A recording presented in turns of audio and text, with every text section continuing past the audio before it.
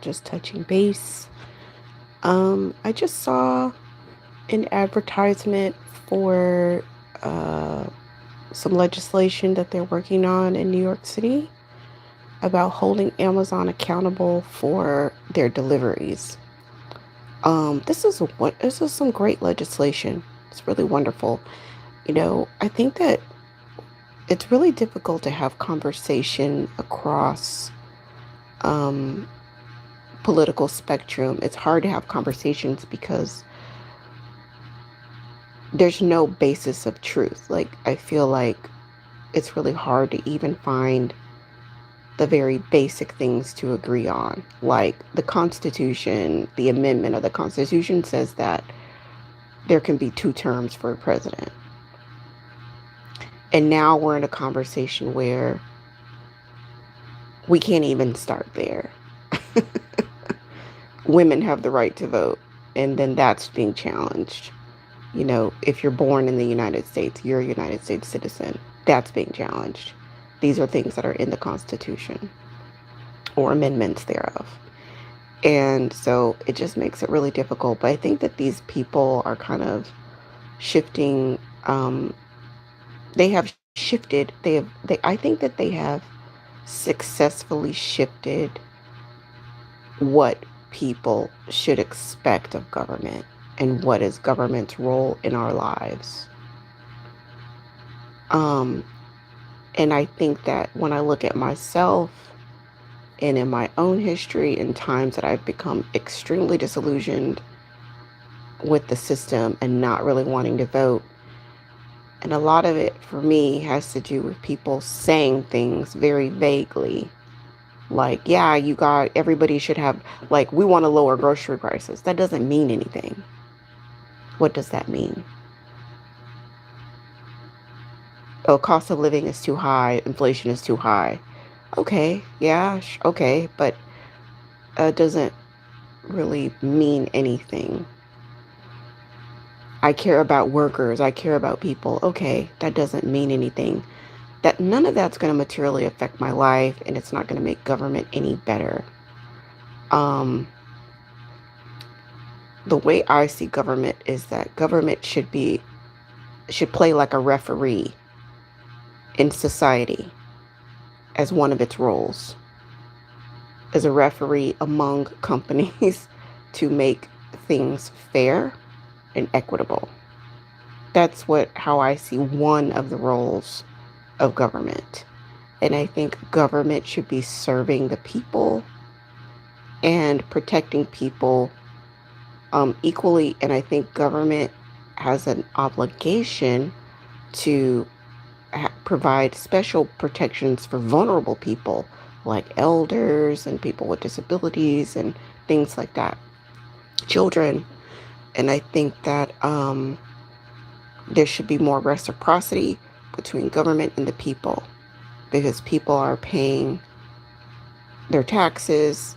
They should be able to see like a tangible reciprocity in that relationship. I think also government has a responsibility for righting its wrongs, because there's been lots of wrongs, at least speaking from the United States. There's been a lot of wrongs done to specific groups of people, like the African descendants, the Native Americans, and so on and so forth. And none of this stuff has ever been truly rectified. But that's another podcast for another day. We're not going to get in that today. Another thing is, I think government should set an example, really set the tone for with the type of society that we want to create. They should be leading in that and setting an example for like moral clarity. Uh, they should hold themselves to a higher standard than the average citizen. There should be a higher standard. And of course, everything is at the point now where the worst among us are in like federal government, like convicted felons, convicted rapists, adjudicated rapists rather. Just the worst of the population is currently in control. That's terrible. And another thing, like, I'm looking at, I think what the people are really desiring is people that actually go to work. I don't know about you, but I cannot take 6 weeks off of work with no explanation, no information, no doctor's notes, no no excuse. I just leave my post for 6 weeks, almost 2 months. And that's exactly what's happening with Mitch McConnell. And there's no consequences. I think that that sets a terrible example. I hate this exceptionalism. I think that people in the government should be held to the same standards as any other worker. Any other worker cannot do that. Any other worker cannot be impaired on the job. And when I say impaired, I don't necessarily just mean by chemicals. It could be like, impaired by like some other mental issue that is making you where you can't do the job. Any other place, they would be calling that person into HR to see what is going on with them and, requesting information from their doctors or some type of doctor's notes. Or sometimes, you have to take tests. If you have a job that's regulated by like OSHA or the DOT or something, you have to take tests to prove that you can do the job. I don't see why there's exceptionalism for people at the federal level, that they get to just uh, abandon their post, be AWOL. If you were in the military and you abandon your post, you'd be hauled into a tribunal. You would be caught, you would be charged with the serious crime of being absent without leave, AWOL. You can be discharged from the military, uh, disgracefully or like without honors. You can just be discharged. But in the federal government, you get to abandon your posts in the Senate with no explanation, no, um, no temporary, because I don't know about you, even when you get pregnant at work, you have to, they usually hire a temporary person for you or appoint somebody that's going to be in your position while you're on maternity leave or paternity leave. Or they divvy up your work to other coworkers while you're gone. But it's not like you just leave and just leave everybody scrambling, which is what this person has done. And I remember like years ago when George Bush was in office, I think that was the time where a president, they were logging how many days he played golf. Like he played golf more days than any other president in the history of the United States that they had been tracking. And it's just, maybe he started a trend of like not working on the job, like just not taking it seriously and doing whatever the hell you want to do.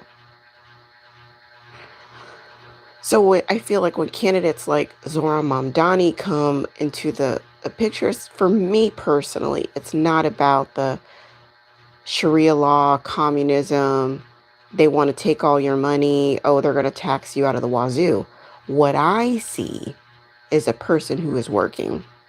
And for me, as a person who works very hard, it is refreshing to see someone working alongside me.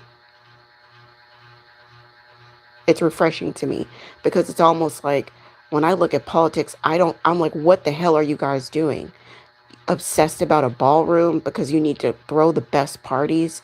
You're obsessed about the meet the press night, what is it? The correspondence dinner or whatever it is. You're obsessed about that. These things are so expensive, by the way. So you do the first one. Supposedly there's an assassination attempt.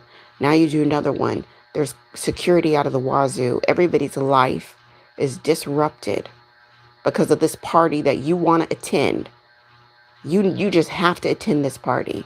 So we have millions of dollars being spent on security, on all of, securing this place for what? For you to go to a party. Then they have to spend millions and millions and millions of dollars for you to go to a basketball game, which you fell asleep at, by the way.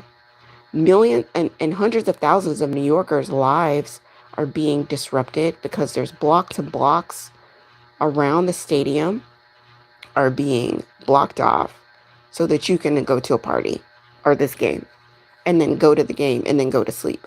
Meanwhile, nobody even wants you at the game. So I just feel like this leisure lifestyle, playing around, prioritizing partying, prioritizing socializing, prioritizing bullshit is rampant in government. It's rampant. So when I see somebody like Zoran Mamdani that's like working Monday through Friday, hardcore during business hours, it's refreshing. Somebody that's actually willing to take on the budget.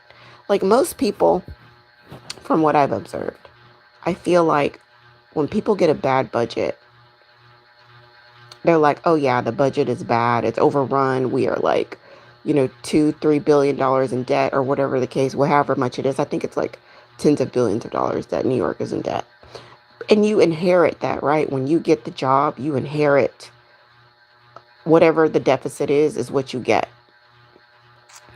And a lot of times when people campaign, they might mention that, oh, my predecessors, if it's a change of party, a lot of times they won't criticize their actually party mate.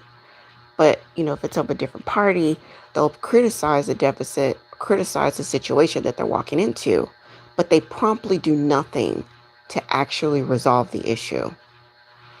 It's big, it's messy, and it effing sucks to have to fix something that you didn't do. But it takes courage, it takes boldness, it takes a vision, and you got to really love that jurisdiction that you're serving, whether it's a municipal, a county, a state, or federal. You have to really love that community and have a vision for not just your 4-year term. You would have to have a vision for your grandchildren if you want to take on a deficit. That's nothing that you can do within your term. Now, what you could do is get a handle on it and figure out how can we not add to this deficit? And what meaningfully can we do to start to bring it down? Because truth be told, us average Americans, we have to balance our budget at the end of each month. And when we have a business, we have to pay our employees and contractors, and we pay taxes and all of that. We can't run a $2-3 million deficit personally year after year after year. We would have to file bankruptcy, have our shit confiscated from us. Something would happen, but we've like become accustomed to observing governments act irresponsibly year after year, term after term. So it's refreshing that Mamdani is actually not giving lip service about the budget, but actually working on active solutions. And then one very refreshing thing that I heard him say is, I'm going to do my part during my administration. And I'm setting up, I'm thinking about what can the next administrations do also towards the deficit. That is the type of multi-administration thinking that we need. Because when these certain types of personality types get into power, they're only thinking about themselves. They're thinking about the moment. They're thinking about what can I get me right now.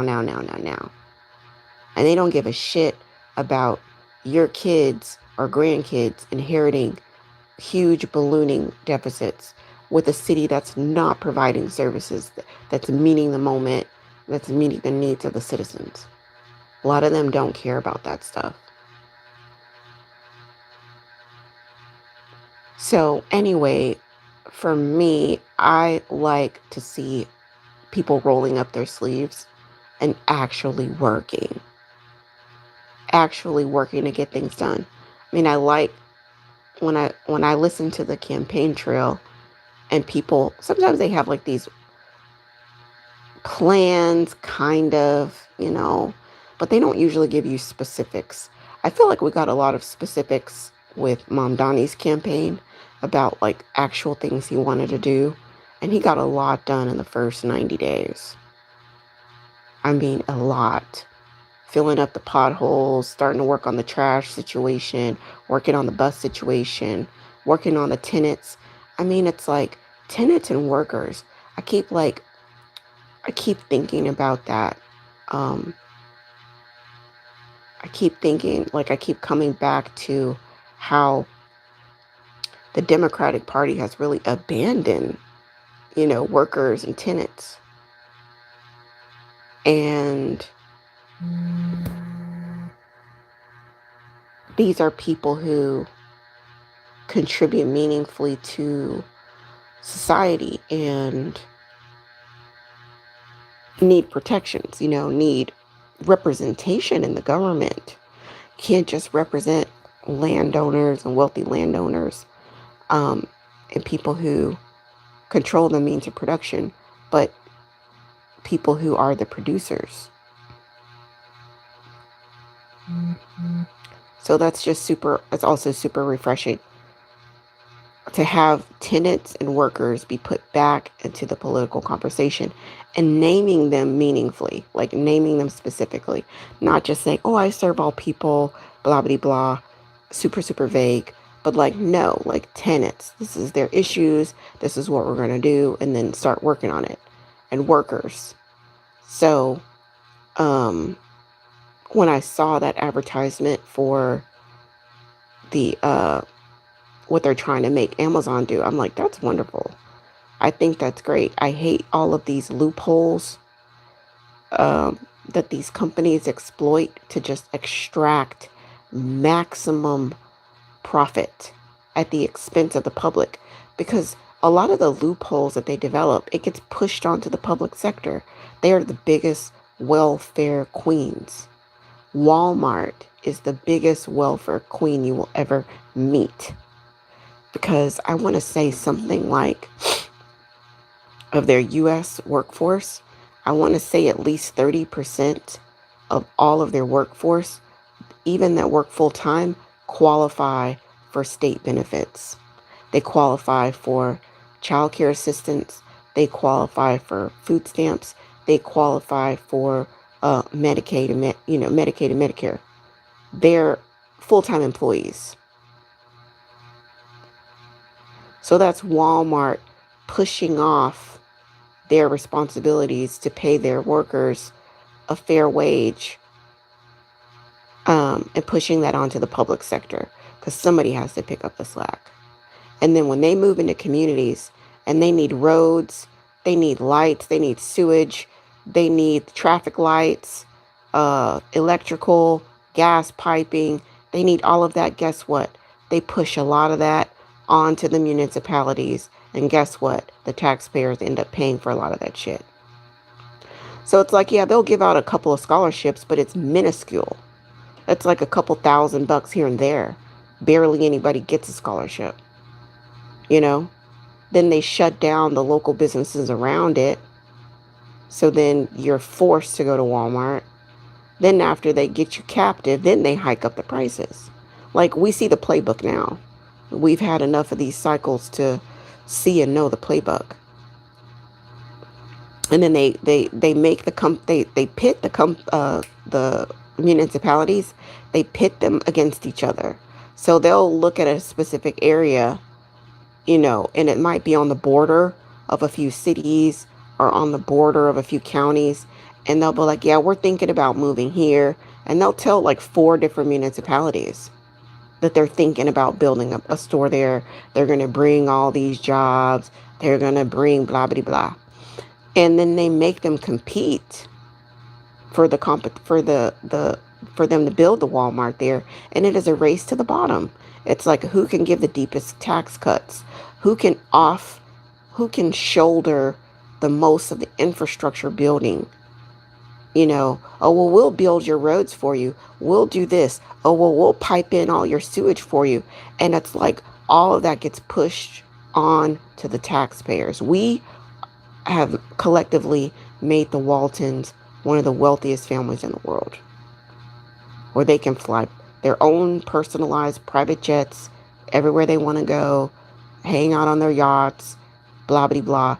And meanwhile, their workers that work for Walmart are struggling month to month to survive, to have somebody pick up their kid from school, to be able to afford childcare, to be able to afford a maternity leave or FMLA or any of that, to have money to save for retirement. All of their workers are struggling. Anyway, that was a tangent. But I just say, we are where we are because the government has not been the referee, making companies play fairly, making them engage in the market equally and fairly, and not exploiting loopholes to the detriment of people and the public sector. Not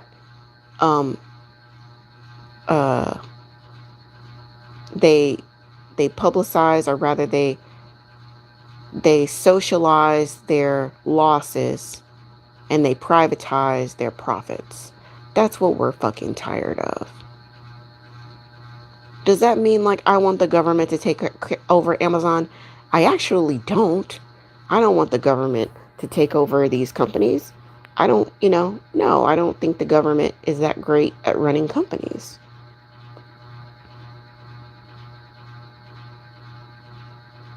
I don't want the government to take over. I don't want the government to do anything hindering people trying to make money. However, everybody needs to play by the rules. And the skirting the rules and playing dirty, for lack of better words, is why we're in the situation that we're in. And it just continues to deteriorate. I was just looking around now. They have these like self-driving cars all around. And like these cars, I mean, it probably takes them, I don't know how many months to train themselves or to be trained in an area. And I'm just thinking to myself, is this the best use of our intellect? Is this the best use of gasoline, electricity? Is this the best use of possible pollution? Is this the best use of the CPUs or whatever, the AI that's being utilized for this? Is this the best use of it? Just like driving around, supposedly training itself, when a human can just follow a GPS, because like humans drive in places they've never driven all the time. You don't have to drive a route 10, 15, 30 times to just follow the directions and get where you need to go. But it's like all of these resources are being wasted, and for what? Just to take a job away from someone. Just so like, oh, well, now we don't need a driver. But like every single new place that this car goes, it's going to have to do the same thing again and train itself. Is that the best use? Is that the best use of the energy and the resources? I don't know if that's even asked anymore, So, anywho.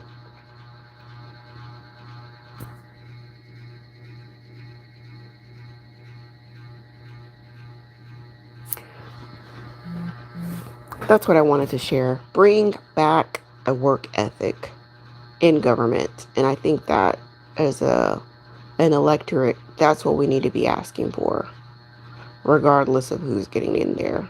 We need to prioritize people who get work done, who have actual plans that are implementable, not just fluffy, hope and change. I love all people, but more tangible um, more tangible, actionable plans, and preferably with a track record of being a worker, somebody that doesn't mind rolling up their sleeves and getting real work done. Okay, thanks so much. I will be back at some point soon. Like, share, and subscribe.